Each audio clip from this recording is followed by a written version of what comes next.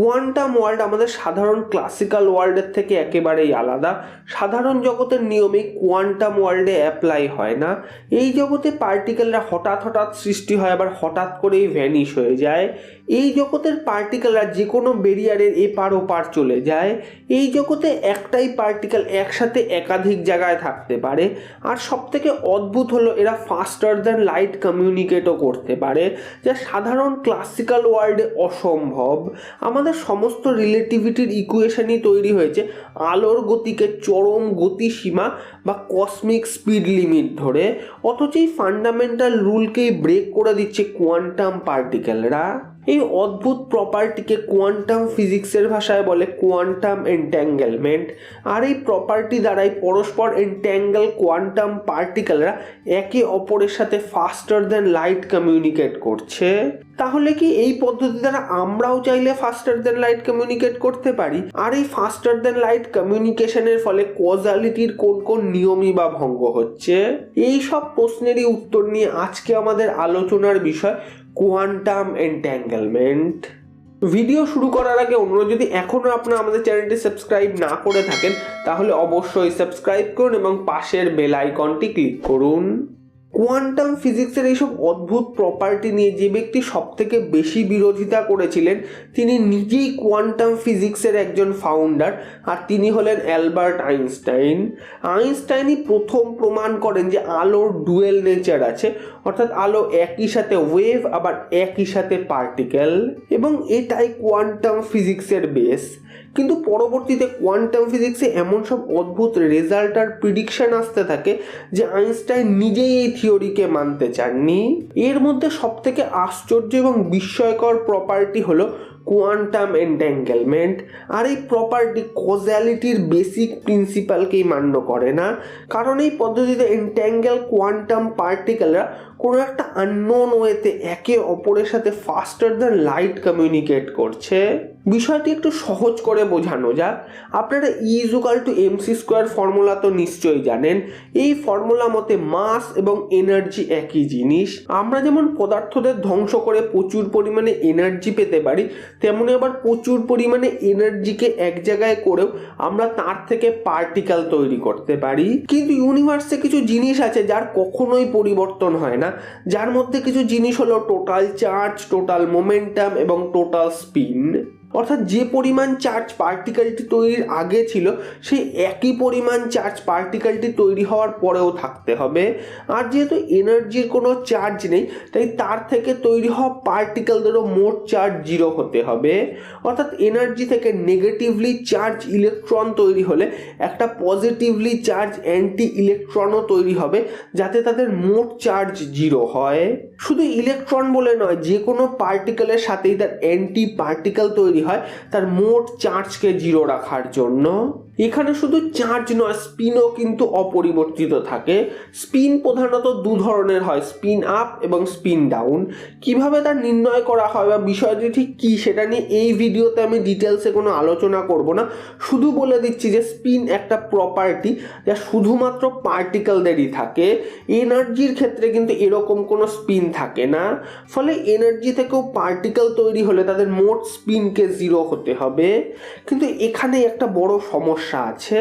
কোনো পার্টিকেলের নির্দিষ্ট কোনো স্পিন থাকে না, সব পার্টিকেলের স্পিন থাকে সুপার পজিশনে। আমরা যখন তা অবজার্ভ করি বা মেজার করি তখন আমরা স্পিন আপ বা স্পিন ডাউনের মধ্যে যে কোনো একটাকে দেখতে পাই। মেজারমেন্টের আগে পর্যন্ত পার্টিকেলটি স্পিন আপ এবং স্পিন ডাউন বোথ স্টেটে একসাথে থাকে। এবার মনে করুন এনার্জি থেকে একটা ইলেকট্রন এবং একটা অ্যান্টি ইলেকট্রন অর্থাৎ পজিট্রনের পেয়ার তৈরি হলো। দুটো পার্টিকেলের স্পিন স্টেট সুপার পজিশনে থাকবে, অর্থাৎ অবজার্ভ না হওয়া পর্যন্ত এটা বলা অসম্ভব যে কোন পার্টিকেলের স্পিন কি। এবার মনে করুন প্রথম পার্টিকেলের স্পিনকে মেজার করা হলো আর তা বেরোলো স্পিন আপ। এই মেজারমেন্টের ফলে ইনস্ট্যান্টলি বলে দেওয়া গেল যে দ্বিতীয় পার্টিকেলের স্পিন হবে ডাউন। এই ধরনের পার্টিকেলদের বলা হয় এন্ট্যাঙ্গেল পার্টিকেল, কারণ এদের পরস্পরের মধ্যে একটা সংযোগ আছে। এবার মনে করুন দুটো পার্টিকেলকে আমরা ইউনিভার্সের দুটো প্রান্তে নিয়ে গেলাম এবং যে কোনো একটা পার্টিকেলকে মেজার করলাম, আর মেজার করে পাওয়া গেল যে সেই পার্টিকেলটি রয়েছে স্পিন আপে, ফলে আমরা সাথে সাথেই বলে দিতে পারবো অপর পার্টিকেলটি স্পিন ডাউনে আছে। শুধু ম্যাথমেটিক্যালি নয়, বাস্তব পরীক্ষাতেও দেখা গেছে যে এই পদ্ধতি ইনস্ট্যান্ট।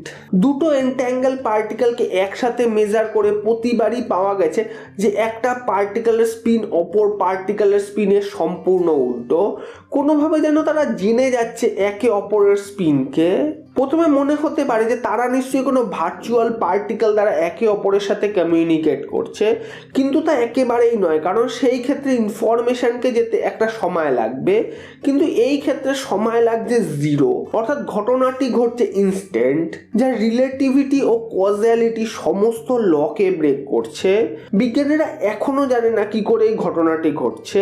কিছু বিজ্ঞানীরা ইনক্লুডিং আইনস্টাইনও এর বিভিন্ন ব্যাখ্যা দেওয়ার চেষ্টা করেছে, তবে প্রতি ক্ষেত্রেই তারা ব্যর্থ হয়েছে। কিছু বিজ্ঞানীরা বলেছেন যে এই ক্ষেত্রে নিশ্চয়ই কোনো হিডেন ভেরিয়েবল আছে যার দ্বারা আগে থেকেই বলা সম্ভব যে মেজারমেন্টের সময় কোন পার্টিকেলের কি স্পিন হবে। উদাহরণ হিসাবে যদি কেউ ডান হাতের মোজা আর বাঁ হাতের মোজাকে দুটো আলাদা বাক্সে ভরে একটা বাক্স আপনাকে দেয় আর অপর বাক্সটা অ্যান্ড্রোমিডা গ্যালাক্সির কোনো এলিয়েনকেও দেয়, সেই ক্ষেত্রেও আপনি আপনার মোজা দেখেই ইনস্ট্যান্টলি বলে দিতে পারবেন যে বহু আলোকবর্ষ দূরের বাক্সতেও কি মোজা আছে। আপনার বাক্সের ডান হাতের মোজা পেলে আপনি সাথে সাথেই বলে দিতে পারবেন যে অপর বাক্সের নিশ্চয়ই বাঁ হাতের মোজা আছে। এটাই কমন সেন্স, এর জন্য কোনো এন্ট্যাঙ্গেলমেন্টের দরকার পড়ে না। কিন্তু এই কমন সেন্স চলে আমাদের ক্লাসিক্যাল ওয়ার্ল্ডে, কোয়ান্টাম ওয়ার্ল্ডে এই কমন সেন্স চলে না। কোয়ান্টাম মোজা না তো ডান হাতের হয় আর না তো বাঁ হাতের হয়, বরং কোয়ান্টাম মোজা একই সাথে ডান হাত এবং বাঁ হাত উভয়েরই হয়। আমরা যতক্ষণ পর্যন্ত মেজারমেন্ট না করব ততক্ষণ পর্যন্ত সেই মোজা সুপার পজিশন বা মিক্সড পজিশনে থাকে। আমরা যখন মেজার করি একমাত্র তখনই সেই সুপার পজিশন থেকে যে কোনো একটা পজিশন বেছে নেয় সেই মোজাটি, আর সেই পজিশন কি হবে তা আগে থেকে জানা অসম্ভব। ফলে মেজারমেন্টের আগে পর্যন্ত কেউই বলতে পারে না যে কোন পার্টিকেলের স্পিন কি হবে। অর্থাৎ এই ইনফরমেশন মেজারমেন্টের পরেই একটা পার্টিকেল অপর পার্টিকেলের সাথে শেয়ার করে, এবং তাও করে 0 টাইমে। একেই বলে কোয়ান্টাম এন্ট্যাঙ্গেলমেন্ট। এবার অনেকেরই মনে হতে পারে যে তাহলে কি কোয়ান্টাম এন্ট্যাঙ্গেলমেন্ট দ্বারা আমরা ফাস্টার দ্যান লাইট কমিউনিকেট করতে পারি? অত্যন্ত দুঃখের বিষয় হলো না, আমরা এই পদ্ধতিতে কোনো প্রকারের কমিউনিকেশনই করতে পারি না, কারণ মেজারমেন্টের রেজাল্ট হয় সম্পূর্ণ র্যান্ডাম। আর আমরা যদি কোনোভাবে যে কোনো একটা পার্টিকেলের স্পিনকে পাল্টাতে যাই, সাথে সাথেই তাদের মধ্যেকার এন্ট্যাঙ্গেলমেন্ট ভেঙে যায়, ফলে তারা আর একে অপরের উপর নির্ভরশীল থাকে না। ফলে আমরা এই পার্টিকেলদের দিয়ে কোনো ধরনের কোনো কমিউনিকেটই করতে পারি না। তাই এই পদ্ধতি এখনও রহস্যময়। যদি সুদূর ভবিষ্যতে আমরা কোয়ান্টাম ওয়ার্ল্ডকে সম্পূর্ণ বুঝতে পারি এবং এর সমস্ত রহস্যকে ভেদ করতে পারি, তাহলে হয়তো এই কোয়ান্টাম এন্ট্যাঙ্গেলমেন্ট দ্বারাও আমরা ফাস্টার দ্যান লাইট কমিউনিকেট করতে পারবো। তো অসংখ্য ধন্যবাদ ভিডিওটি দেখার জন্য। যদি ভিডিওটি ভালো লেগে থাকে তো অবশ্যই লাইক করবেন, শেয়ার করে দেবেন বন্ধুদের মধ্যে, এবং আমার এই চ্যানেলটি অবশ্যই সাবস্ক্রাইব করবেন। And for always keep on asking.